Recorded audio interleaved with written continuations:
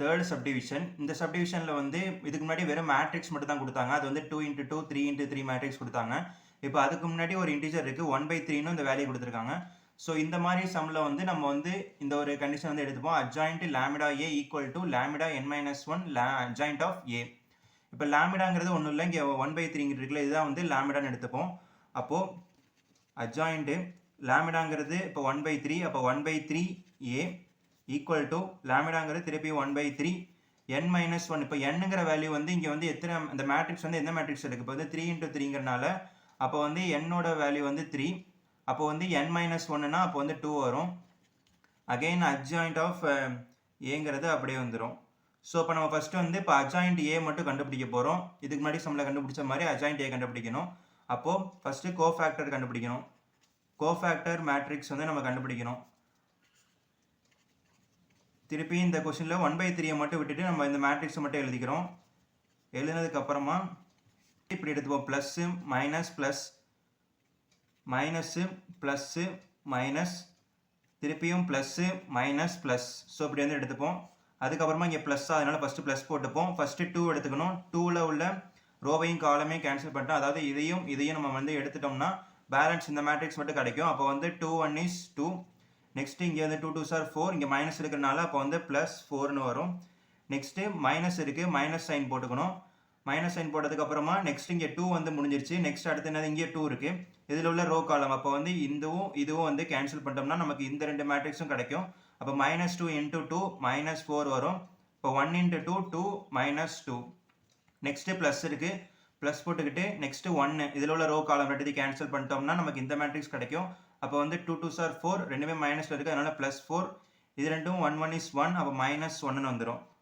Next கீழே உள்ளது -2, இதில் உள்ள ரோவையும் காலமையும் கேன்சல் பண்ணிட்டோம்னா இந்த 2 மேட்ரிக்ஸும் கிடைக்கும்.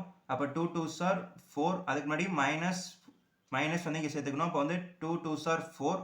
நெக்ஸ்ட்டு -2 × 1, அப்போ வந்து -2 வரும். இங்கே மைனஸ் இருக்கனால அப்போ +2ன்னு மாறிடும். நெக்ஸ்ட்டு ப்ளஸ் சைன் போட்டுக்கணும்.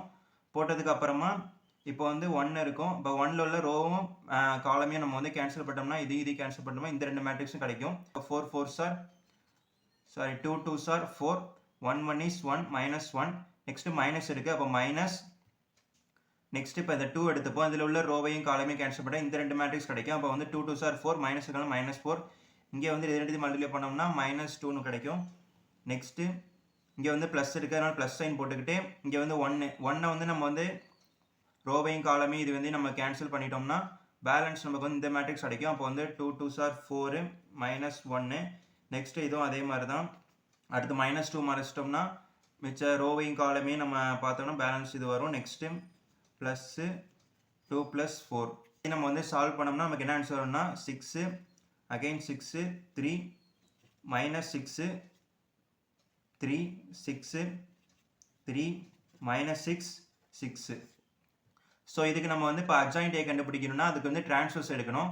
ஸோ இது வந்து டிரான்ஸ்வர்ஸ் எடுக்கணும்னா அப்போ அட்ஜாயிண்ட் ஏ ஈக்குவல் டு இதுக்கு டிரான்ஸ்வர்ஸ் எடுக்கணும். அப்போ வந்து 6 6 3 -6 3 6 3 -6 6. இதுக்கு டிரான்ஸ்வர்ஸ் எடுத்தோம்னா ரோ வந்து காலம் வந்து ரோ அப்படியே மாறிடும். அப்போ 6 6 3 இது வந்து இப்படி எழுதிக்கிட்டோம்.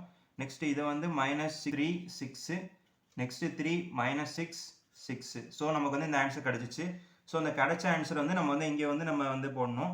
அப்போது இந்த இடத்துல அப்போ வந்து -3² இருக்குது. அப்போ தனித்தனியாக நம்ம வந்து எடுத்துக்கலாம். இது தனி வேல்யூ, இது தனி வேல்யூவாக எடுத்துக்கலாம். ஸ்கொயர் வந்து 2ஆக பிரிச்சுக்கலாம். அப்புறம் இதை வந்து நம்ம இங்கே சப்ஸ்டியூட் பண்ணோம்னா 6 -6 3 6 3 -6 3 6 6. ஒரு 1/3 மட்டும் உள்ளே நம்ம கொண்டு போயிட்டோம்னா மல்டிப்ளை பண்ணிட்டோம்னா அப்போ டிவைடில் தான் போகும். அப்போ டிவைடில் போச்சுன்னா நமக்கு என்ன ஆன்சர் வரும்னா இந்த 6 இருக்கிற எல்லாமே வந்து 3ஆல் டிவைட் ஆகும்.